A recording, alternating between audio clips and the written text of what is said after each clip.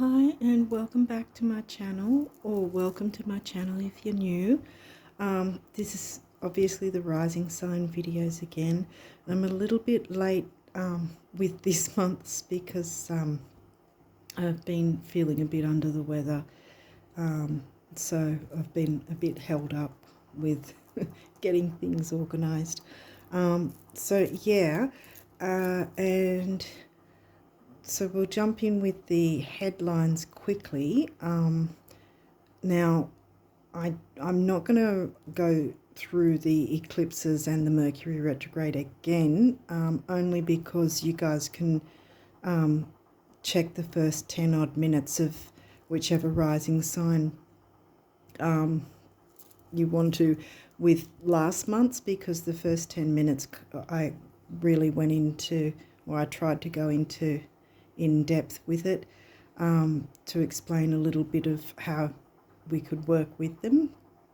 Now, also, we're about to have Pluto retrograde, and Pluto retrograde usually stays retrograde for quite a long time, like most of the year. So what I'm thinking of doing actually is possibly, because I've realised I can probably do some stuff on my community tab, which I haven't made use of yet. So I think that I'll either post some information or I'll post a video.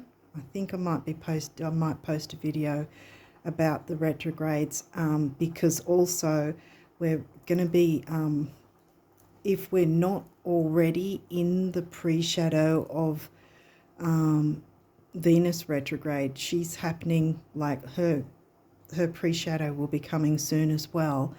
And so I didn't want to sort of spend too long with these particular readings, sort of taking the time to explain that, because I figured if you want to go further into that, you can look at in my community tab. I haven't posted anything just yet, but that's what I'm planning to do. I think that I'll post something in my community tab for you guys to then check that for reference. So yeah, with that, hopefully I'm making sense. I don't know, I'm still sort of getting over not feeling very well. I've had a headache all day today, so but it's nearly gone, so we'll see how we go. Hopefully things will be fine now, but I didn't want to leave it any longer because it was frustrating to know I haven't got these done yet with all the Virgo I have. I think that's about it for the moment, but like I said, I'll go more in detail about the retrogrades and what we can expect and how perhaps we can work with them. But I think that still the main focus, because of Pluto being retrograde as well, and with the eclipses and with Mercury retrograde, I think the main focus for any sign is going to be, if you do shadow work, then keep going with that. Sort of maybe amp it up a bit, because there's a lot of retrograde energies that are sort of needing us to look more within, if that makes sense. If you haven't done shadow work, I highly recommend it. And there's a fantastic channel that I often binge, actually, called Tarot Yogi, and he's got some fantastic shadow work readings that I highly recommend. Might put his link in the description box as well, so you guys can jump in and see what he's like, and you're gonna love him. I don't think there's anyone who doesn't love his channel, but yeah, so it's an option. But yeah, with so much of the introversion energies going on, and with Pluto especially, this is the time all of us are going to need to do a lot of introspection and shadow work. So even though I said I wasn't going to waste a whole lot of time, I still did. Anyway, so So yeah, so we'll leave it at that for now. But yeah, I'm going to try, and once I get these done, I'm going to try and get on to doing something for the community tab to give more information, so you guys can sort of go, okay, this is what this means and how you can work with it and so forth. So anyway, I'm going in circles, so let's get going and see what you guys for Aries rising. I don't think I mentioned that, but it'll be in the name of the video anyway. So let's see what's come through. Libra, that's your 7th house descendant. Okay, then we've got Ascendant, that's your Aries rising. Okay, Scorpio, that's 8th house for you, because with Aries rising you've got natural natal. New moon, okay. When's the new moon? We're going to have a full moon first. I'd say it's near the end of again, I think it's around about the 20th, 25th, something like that. I didn't check. Sorry about that. But yeah, it's going to be near the end, the new moon. I'm not sure what sign it's going to be in either. I didn't check that either. Oh, sorry guys. I'm getting back on track. Sagittarius. Okay, well, Sag is your 9th house because you've got a natural natal. So every sign will actually be the theme of each house as well for you, whereas any other rising sign, the chart will change, and therefore the theme of the house will stay the same, but the sign it's governed by will be different. But yours is natural natal, so it stays that way. Okay, so new moon. Well, that's usually, I remember when I was looking in the, when I used to look into the book with these readings, that's actually a good card.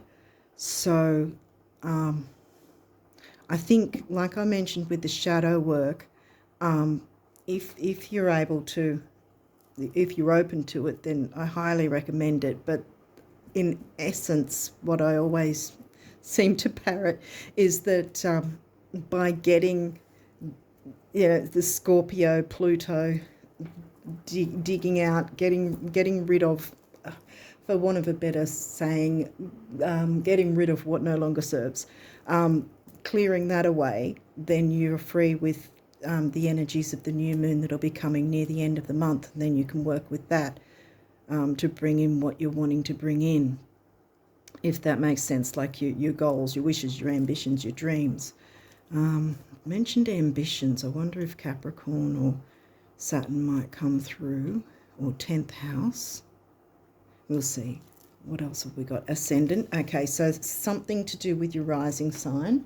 Obviously, your ascendant is what the world sees. Yeah. I think I've put these, yeah, I've put these backwards. Oh, anyway, this is how it wanted to come through. Yeah, so that's your outlook. It says outlook. But yeah, this is what you show, how the world sees you, what you show first to the world, and it's come through twice. So whatever either is in conjunct, whatever planets or activity is conjunct in your first house where your ascendant is, or it might be something that's aspecting your ascendant. In other words, like whether it's a trine, a sextile, a square, an opposition, so to speak. Square. Okay, square, challenge. Right. Let's use this card to explain it. Your ascendant's there, so anything that's square will be a quarter of the chart. Okay, so it'll be either that way or that way. So whatever's around about there somewhere or there will be squaring your ascendant. And as it says here, it's a challenge. But if you know it's already a challenge and that there's going to be a bit of tension, stalls, well, we're all getting stalls because we're right in the thick of Mercury retrograde for starters now anyway, so it's going to happen. Pluto's retrograde, so it's another slow down, slow down. Venus is on the way. She'll be slowing us down as well. So, yeah, and frustrates, obviously. And with Aries rising, I can imagine how frustrating it'd be. It's frustrating for me too, because I've got my Mars placed in a certain area of my chart, so I have that Aries Mars frustration with certain things that don't go in that area.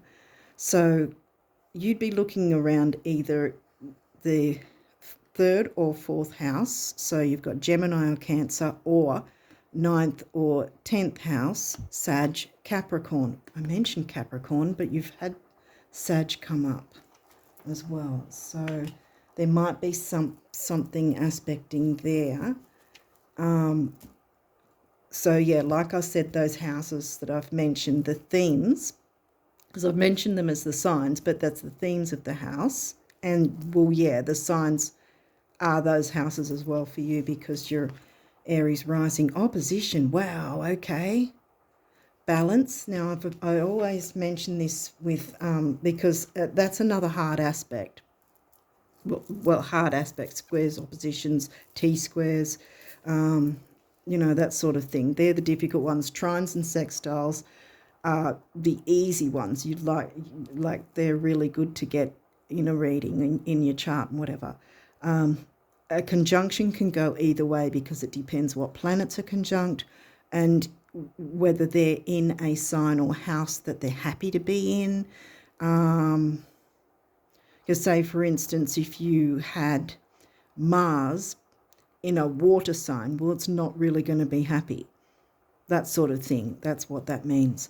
So opposition, I always say, again, it's difficult, and you're gonna be having to learn to balance opposites in some way, whether that's an opposition to your ascendant, which is your descendant, which has come through anyway. Libra is about 7th house, Libra themes anyway, about relationships and so forth. Opposition from one side of the chart to the other, if anything's opposing anywhere in the chart. And see, for instance, your ascendant is there, your descendant is there. It's always like ascendant 9 o'clock, descendant 3 o'clock. And what that means is, through our life, we need to find a balance between the two of them. And then when you get your chart generated, you'll always see, most charts will always have MC, the letters MC written up there. Some will have IC written at the bottom. MC is your work life, IC is your home life, and again, the work-life balance, work-home life balance. So that is where you have your oppositions, where you've got to work out how to balance opposite energies, if that makes sense. Capricorn. Oh, now I mentioned Capricorn earlier. I was thinking 10th house Capricorn, the boss. Okay, so what's the theme here? What are we looking at?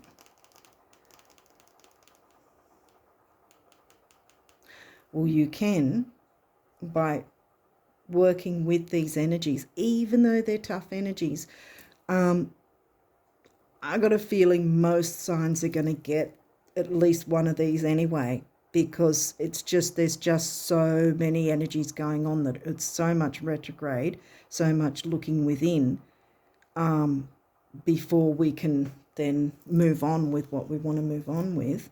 4th house, well, that's home, family, roots, Cancerian.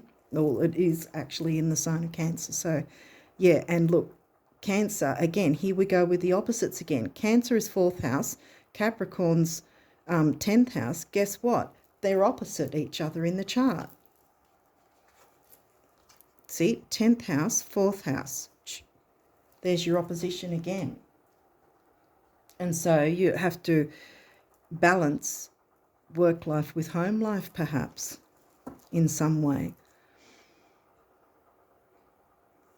Because it's got to do with your ascendant. It's come through twice. What you're showing the world. Gemini, communication, the butterfly. and that's third house, which could be also, depending on where your MC is exactly located, because look, we've got, again, Gemini, Sag, they're opposites as well, see? Gemini, Cancer, Gemini, Sag, opposites of the chart, Capricorn, Cancer, opposites of the chart. So you've got a lot of opposites going on. Second house, assets. So I always say, doesn't matter what sign the second house is governed under. For you, it is actually the Taurus sign anyway. But Taurus themes are money and self-worth. I usually narrow it down as. And it says assets here. So there might be something about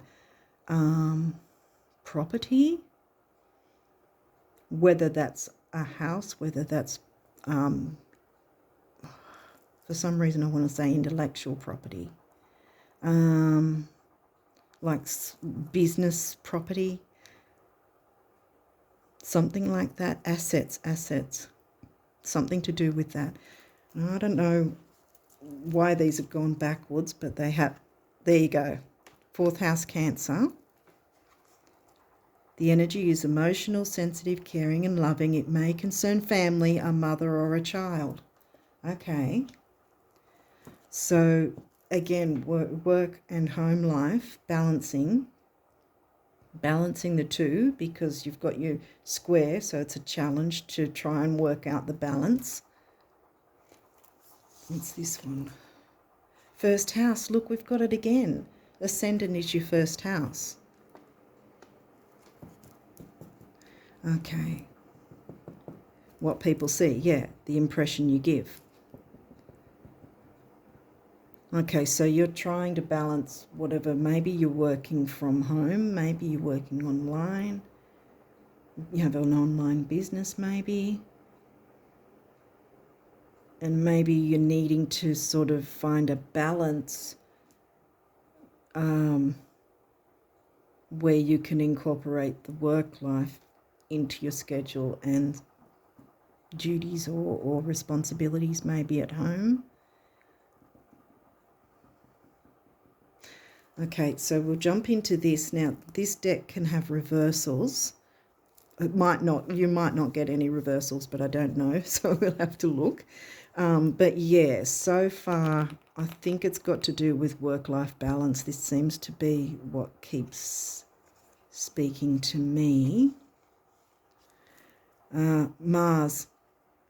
Now, Mars isn't retrograde, but you might feel like, in a sense, that it is, because Mars is your ruling planet, and we've got all of these retrogrades happening now. And if Pluto is station retrograde, I think it's not yet retrograde, but I mean, like I said, most of the year he's going to be retrograde anyway. So we are all feeling the effects of Pluto retrograde, Mercury retrograde, and as I said, Venus is going to be retrograde, and Venus is the ruler of who? Libra and Taurus. And so it might be difficult for you to have, like it says here, it's saying motion, but you might find it difficult to have motion because of all these energies. Still, even one step forward is still a step in the right direction. Obviously, you can't charge forward because there's a lot of strong energies with all these retrogrades and the eclipses, and obviously we're about to head into the full moon eclipse. And if you've seen my readings before, you'll know that we already have the energies of the full moon eclipse, even though it hasn't technically happened just yet. It's still got about a week to go. Yeah, nearly a week. But yeah, Mars is your ruler, being Aries rising for you. Mars is your ruling planet. So it can feel like you're not able to move forward because there's so much going on. And as I said, this is going to be really the case for every single sign. So don't feel that you guys have got it, you know, it's not that, how do I put it? It's not that the universe is out to get you. It's really that we've all got these energies that we have to work with. And as I said, I think that if you're open to doing shadow work, I highly recommend it. I'm going to be getting into a lot more shadow work myself as well, because I think that's why I was a little bit under the weather as well, because I was sort of not taking care of myself, and sometimes things like shadow work is exactly what is needed with these energies. You can't keep going, and that's what I did because my Mars placement, I keep pushing. So even though I'm not Aries rising, I can understand the wanting to get forward, wanting to move ahead, and all that sort of thing. Okay, what's next? Sag. Okay. And again, see, it says expand. But of course, that's going to be difficult with all the retrogrades. Sorry, broken record. But yeah, Jupiter rules Sag. And look, we've got Sag twice as well. And Gemini's right in between there. So, and Gemini's the opposite sign to Sag. So, like I said, one step forward is still a step in the right direction. I think that's all we really, you know, as much as we want to get things done and move forward and have all these wonderful, fantastic ideas, and I have no doubt you've got some amazing ideas, but we've got to work with these energies first. You know, we've got to sort of clear away any obstacles first. And yeah, sixth house, sustainability.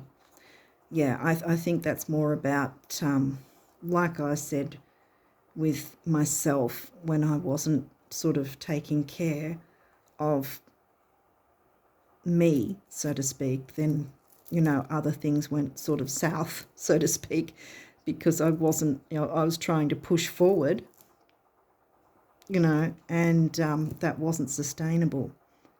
And yeah, so I sort of tend to forget about myself a lot. Oh gosh, you've got all of these. Yeah, see, this is nurture and home and hearth. You know, Ceres is similar to Vesta, where you're needing to nurture yourself. And that might be exactly what, I think that's what's happening here. Actually, I think that's the theme. When I started out with the shadow work idea, I had a feeling I needed to say a little bit more rather than just go, oh, look at another, you know, look at the reading from last month for the first 10 minutes. That's going to tell you about the eclipses and the Mercury retrograde, give you a few ideas of how to work with it if you haven't seen it already. I recommend going and having a look at that. But like I said, I want to put more information in the what's it called, community tab, because I haven't used that yet. So, but I think that I don't know if people can see it if they're not subscribed. So I don't know if you if you can see it and you're not subscribed, fine. Pluto. We'll see there. Like I said, I've mentioned Pluto's going retrograde. Pluto's in the pre-shadow right now. This says rebirth, and it's not in reverse. So I think, yeah, I think if you're open to doing shadow work, and like I said, I'll put the link to Tarot Yogi, because that's one of many readers that I think is fantastic when it comes to shadow work as well, readings for that. Yeah, so well, that's a start. I mean, you might have your own readers, obviously, that that might be perfect, you know, that. But the point is, if you can do some shadow work, whether it's doing it yourself or watching a shadow work reading, I think, seriously, I know some people go, oh, don't watch too many reading videos and whatever. I mean, yes, sometimes some people can get in the loop of watching too many and binging too much and wanting certain answers. But with shadow work, it's, to me, it's a bit different, because it's not really a regular reading. It's helping you to clear away any negativity or anything. Sometimes it brings things up that you're not aware of, and by doing that, then you can clear that away. You can go, oh right, I hadn't thought of that, or okay, yeah. But I mean, yeah, you can look up whoever you go to get shadow work readings. I highly recommend is throughout this time frame. Probably for I really, with Pluto retrograde, and he's going to be retrograde for a while, whatever signs we are, I think as much as we can, remind ourselves to do shadow work whenever we can, because I think that's really going to be the main the main focus, I think, is clear away shadow work. Sorry I'm harping so much on it, but yeah, that just seems to be screaming out at me, and not just for myself, but for everyone, no matter what signs we are. Because, well, for now anyway, for this month at least, try to do what shadow work you can and see what you can clear in order to work with this coming new moon at the end of the month, which won't be a eclipse, because the last eclipse at this point will be the full moon eclipse in Libra, I think it is. Yeah, and that's, yeah, see, we've started with Libra, and Libra's all about relationships. But see, that's also, to me, I think it can be the relationship you have with yourself. Are you nurturing yourself, as well? Because if we're constantly on the go, trying to be the boss, trying to get everything done, we can forget ourselves, and then we can be depleted, and then we get nothing done, which is what happened with me. Because I was too much on the go, and then things have fallen by the wayside because I was forced to take time out. I was giving myself a time out.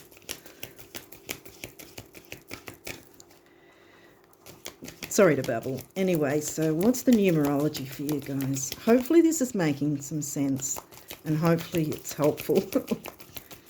Okay, so what have we got here? Oh, financial discipline. Okay. I was looking, the whole time I keep looking at Capricorn, the boss. Financial discipline, that might be what's going on as well, to help the family out, or your, whether it's your family or whether it's just your residence, or your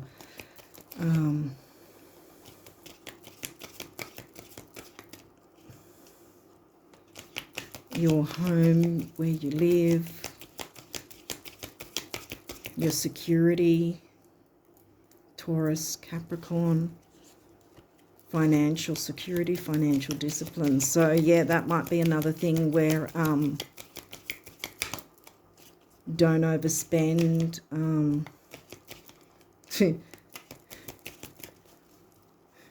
I need to take that advice myself as well, because I can get in a bit of a rut from time to time and overspend when I shouldn't. But yeah, sort of see if you can try and save some money perhaps.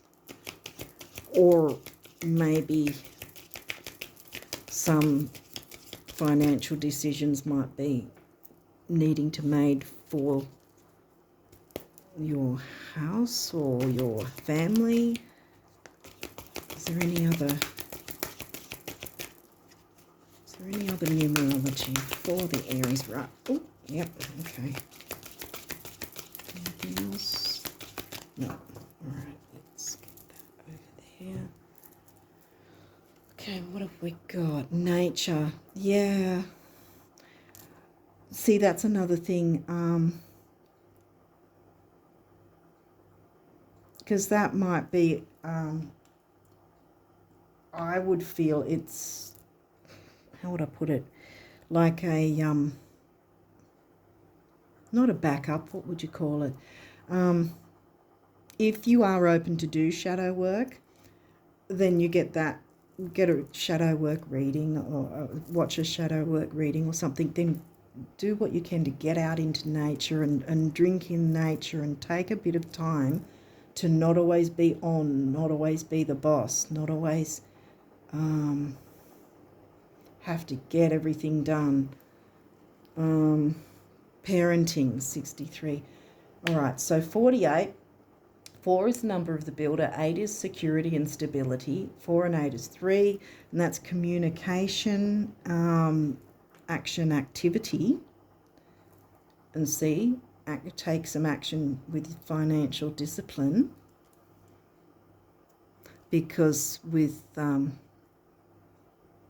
how you're feeling, because all these retrogrades and everything is going to frustrate us all, and sometimes in that frustration we can make sort of hasty decisions, so to speak, and maybe we might spend money, like, you know, retail therapy, they call it sometimes, where it might initially feel good to spend that money, and then we'll go, oh crap, I've got to pay this bill now, what do I do? Sorry about the language, but yeah, so I think that's where take action with financial discipline, so you don't get in a bit of a rut where you're going, oh no, I have to maneuver money around to try and pay the bills or whatever. 7 is the mind and creativity. We've got 4, the builder again. 7 and 4 is 11, master number of service. So, and that's again on the career, the boss. You can still be the boss, but knowing that these energies are going to be tough for everyone, like I sort of was saying from the get-go, it's not like the universe is against you. It's happening for all of us. 6 is temporary opportunity. I always say it doesn't mean it's never coming back. It's just right now it's a temporary opportunity that you can work with. And we got green as well, so the nature, purple crown chakra, and look, we've got throat chakra. And 3, again, we've got action, activity, communication. 6 and 3 comes to 9. That's beginnings and endings. What else? Something else, and I've forgotten what it is. I always forget 9. I always get caught on 9. I know it's big beginnings and big endings, but it's something else as well. I think spirituality or something. Parenting, that might be literal, as in you might be a parent and having to nurture children, home and families coming in strong, or it might be parenting yourself or your family to get financial discipline in a way that's going to be workable for everyone. Like, it's not, oh, nobody can spend money now, no, but it's sort of being disciplined in a sense, knowing, okay, now I need this much for my bills, okay, now I've got this much I can work with, and we need this or we need that, and what's the most important things versus things that can wait a little longer. Or perhaps can we have a bill where we can pay it off rather than having to have the lump sum and then have nothing for anything else. So maybe it's something like that may be sort of manoeuvring it so that money is still getting balanced in some way, if that makes sense. I hope it does. Anyway, now we'll see what the universe wants to tell you guys about abundance. What do the Aries risers need to know about abundance for May? What do they need to know? What do you want them to know, Spirit, about abundance? The Aries risers for May. I'm taking a bit of time with this deck. Okay, hang on. Did you want that one? Oh, Oh, two are coming out. Okay. Okay, well, we'll start with this one. And it says, an abundant life is an abundant life, not abundance all by itself. In case anyone asks, you know. See yourself in the throes of living and see me at your side, the universe. Yeah. And then this one. Well, these are both water too. Well, technically Pluto is governing the water sign of Scorpio. And you had Pluto and Scorpio come through, 8th house. Okay, it's not a matter of whether or not you can afford it, swing it, or handle it. It's a question of whether or not I can, and I can, the universe. Now, this one's sticking out as well, so we'll have a look at that one too.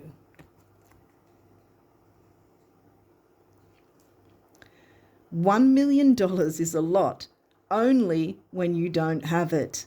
With 10 million, 1 million can practically be overlooked and is therefore much less intimidating. Pretend you have 10 million. To the bank, the universe. Yeah. Because the more we worry about money, the more we sort of feel we going without, the more we don't have, the more we will feel that we don't have, if that makes sense. So we're sort of, like they say, self-fulfilling prophecies kind of thing. If we constantly telling ourselves that we don't have this and we don't have that, and get into the worry of not having the money or the options or whatever, then we're going to keep having situations where we're going to keep feeling like we don't have that. So, yeah, trust that the universe can bring you what you want. Pretend you've got that 10 million, because then when you get the 1 million, you're going to go, oh, wow, dream big. Here's your new moon, and like I said, when I was originally starting out with the readings, I would look in the book, and the book's saying that getting the new moon card is actually a good thing. So you have some good coming in near the end of the month, but you just have to deal with these difficult energies at the moment. But once you've got that down pat, I mean, they're not going to completely go away, so to speak, but you'll know, you'll be more used to working with them, if that makes sense. You'll go, oh yeah, it's Mercury retrograde. I know what I'm doing here. I know what to look into. Yeah. So what? Okay. Ooh, oh goodness, sorry, it went flying.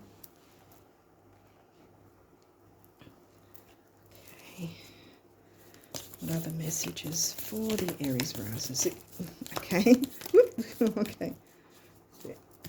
We'll keep going until they've stopped. Are we done? Nope. Okay, I think we're done now. What have we got here? Oh, look, straight up, we've got balance. That's jumped out first. Well, actually, this one came first, and then this one. All right, sorry guys. This is how I think it went this way. Was there 3? Okay. Okay, so we started with prayer. And this says, Dear God, help me always to remember that this present life is but a fleeting moment within eternity. Help me always to remember that this life is but a dream. Help me always to remember that you exist within everyone and everything. Help me always to remember that love is all there is and all else is an illusion. Thank you. Yeah. Let go of the illusion of lack. That's what I'm getting straight up. Believe. Be open to all possibilities and opportunities. Let go of preconceived ideas. Exactly. Do the shadow work if you're open to it. There is nothing to fear. You are constantly surrounded by love. Start to believe in yourself and trust your instincts. Wondrous possibilities and opportunities abound, provided you are flexible and retain an open heart and mind. Believe all is possible. Gratitude. Thank you. This is a heartfelt thanks to you from someone you recently helped in some way. I, your guardian angel, also wish to thank you for the unconditional love you emanate to the earth, humanity, and those around you. Thank you, thank you, thank you. You are eternally blessed. May peace, grace, and love forever guide you along your sacred path. Balance. This is the one I was thinking, because it's going to be a balancing, there's definitely going to be a lot of balancing going on with opposition and square. Okay, so balance. Difference is a necessary part of human evolution, and everything in life is comprised of opposites. Opposition, I mentioned the card underneath there, which together make life whole. If you light a candle in a room already flooded with light, the light of your candle would be indistinguishable from the light which already exists. Because of darkness, we are able to perceive light. Both are necessary. And there we have the darkness of all the difficult energies of the retrogrades and the eclipses and, but Pluto, dig it out. Pluto's upright. It's not in reverse. Pluto wants you to work with it, if that if that makes sense. Opportunity. Here you go. Wondrous possibilities and opportunities await you. Stop dwelling on past mistakes. Surrender the past lovingly. There is nothing to regret. All is always in perfect and divine order. Everything that you've ever experienced has helped you in some way. The past is behind you. The path ahead is clear. Move forward joyfully and fulfill your heart's desire. Yeah, exactly. And intuition. Trust your intuition and know that what seems logical may not necessarily be right. Yeah, and there's going to be a lot of what seems illogical with all the energies. I know I'm being a broken record. Sorry, guys. The answer to your question lies inside your heart. Endless possibilities exist for you. Stop trying to work it all out and feel your way through. We, your angels, will guide you. Trust your feelings. What feels right is right. So yeah, trust your feelings, not logic. If there's a way, like I was saying, if there's a way to maneuver things so that it makes home life that bit easier, then go for it. I mean, if there's options open to you, then do that. If it makes home life easier,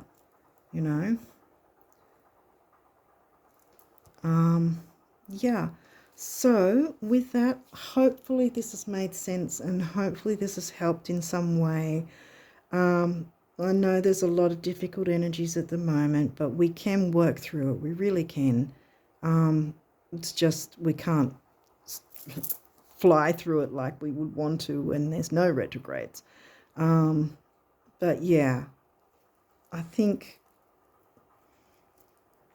finding that balance and knowing that because sometimes even though now, yes, you know that there's difficult energies around, not knowing would make it worse because then you'd be feeling like you're at the mercy of things going wrong or whatever because you didn't know what was actually happening prior to it, if that makes sense. But now you know there's some difficult energies. It's going to take a bit of it. It's going to be a bit of a challenge. It's going to take a bit of balancing of opposite things, like your ascendant, both of them, like that was really the theme that's been happening the whole way through. Ascendant opposite descendant, for instance, Sag and Gemini, Cancer and Capricorn. You had a lot of opposites going on that need balancing, and you can do it. You can definitely do it. And the universe is by your side as well.